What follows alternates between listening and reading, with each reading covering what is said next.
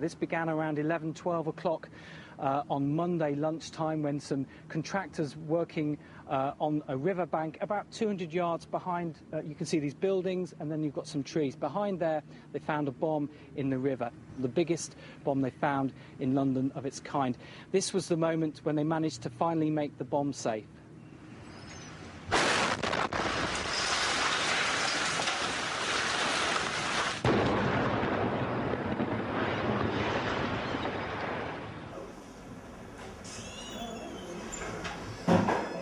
You might just pump up some of the colours a bit when you see the real material. Right. The crowd you've got here is the maintenance crowd, so these are really busy. This is the big group that will put together everything, repair everything, go down on set, do on-set repairs, look after the general wear and tear of puppets.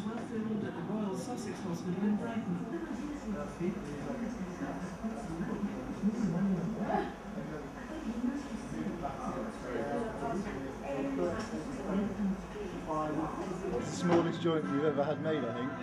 Ball and socket joint. So that will drive you insane trying to put these together. We'll use a mixture of these and wire.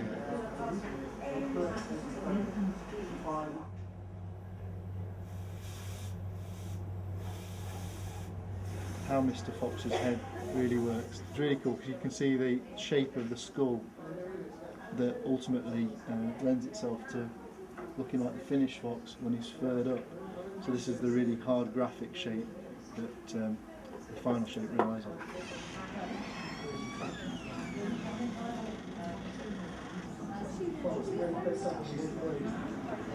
So then we tighten that up and see that moves like that, and these little pedals here control the lip. See? And we can talk and make funny expressions with his face, and he can look really angry. We drill a hole in the middle, although these don't have holes at the moment. And then you can just, when the hole's in the middle, you just use that to turn it. So the animator can just, it's a little tool, they can just rotate the eye. To predict the weather or fortunes, and you can imagine the kerfuffle if 1 year. One of our favourite props that didn't make it into the movie was Boggis's ear. There's a great shot of him trying to get a dead fly out of his ear, so we made it for that, but it's kind of a nice little prop.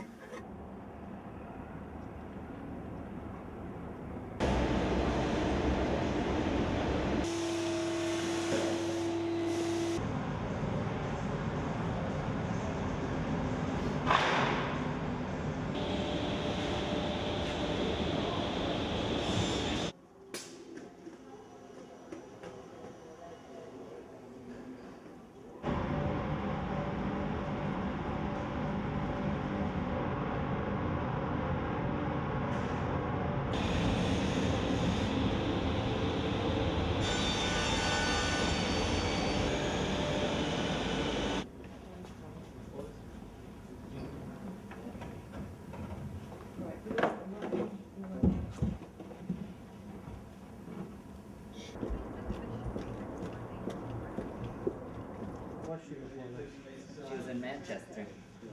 American. That is really nice. So this will shoot the tight version here, which could be a bit tighter. Yeah, that's good.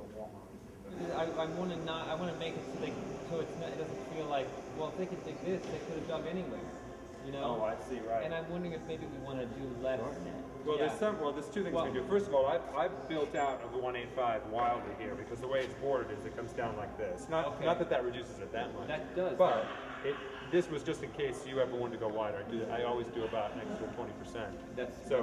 So it comes down like that. That's the framing. Okay. So maybe that'll help it because we don't see where these tunnels go with the framing. We can just cut it, or just I think it's the verticals. These long verticals, I think, are make what it feel. Because if you only see this little bit in here, it doesn't look like it's not such an accomplishment.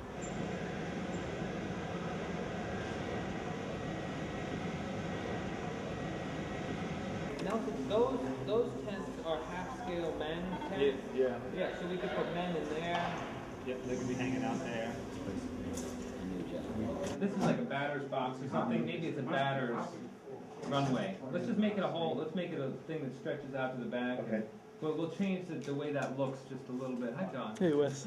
So after he hits it, he's got it every many times, and he runs back and forth. And each time he comes back here, this guy tries to stop him from hitting the cedar stick off the crossbar. He's got to get it off of there as quick as he can. So he's got to fake the guy, and then he knocks the thing off, and then he's got to run after the thing, and he runs another. He sets it back up. Do they hit it back in with the? I have an idea about that. How about this? Each guy has a zone, right? Mm-hmm. But depending on which area you get your shot into, that dictates how many zones. You can't throw the pine cone. Are they all just holding it in their bare hands? Yes, it's on fire. So that's part of the thing. Yeah.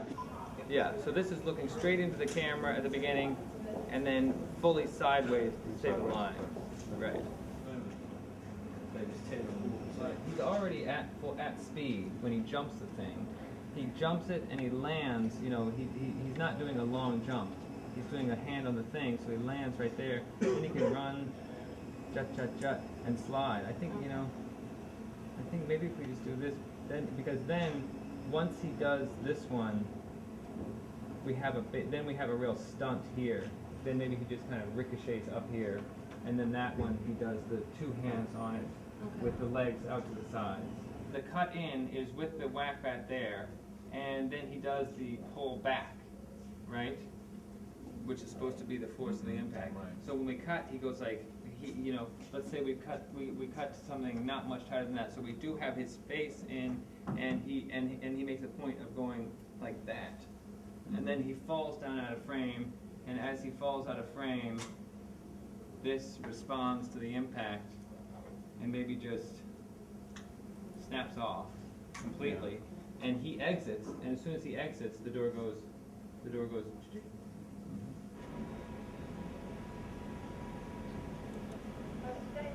gonna get a bit of rabbit. Yeah. You know what I think? I think you should do just the way you did it. And the darting feeling is good, I think. But actually, I don't think he should disappear back below. I think he should come up, do his looks, and then just jump out from there. Yeah. The only thing I don't think we want to do is the side to sides back there. Yeah. When he comes out, he can be having darting looks, but his run comes all the way up, and then he can do then he can run side to side a bit and dodge side to side and exit out one of the sides. I like the cooler. Why don't you push it into there? Let's say. Push it into almost to where you're almost on the edge of the fireplace. You're just beyond the fireplace. The shot of the nag's head, I think we have to have this nag's head sign up high.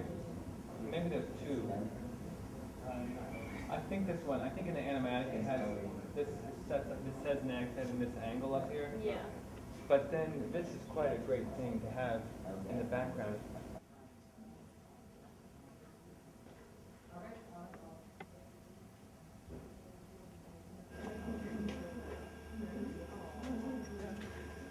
Rolling. Rolling? Yeah.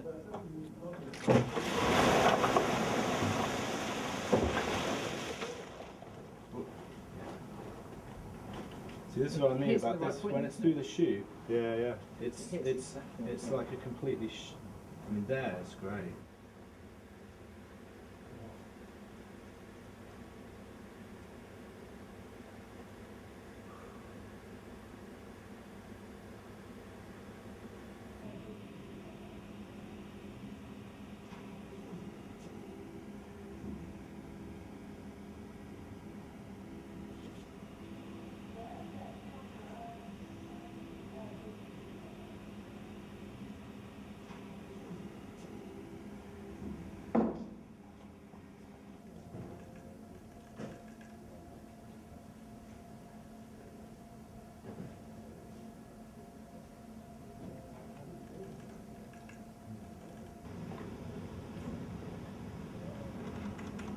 So the big pieces can fly past, but they're gone.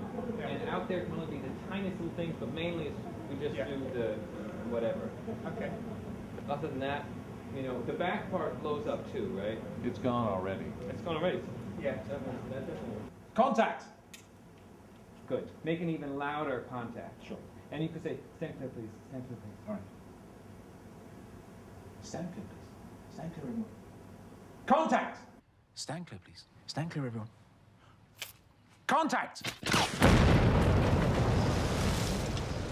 So the Army bomb disposal experts and the police are very pleased they've had a successful result.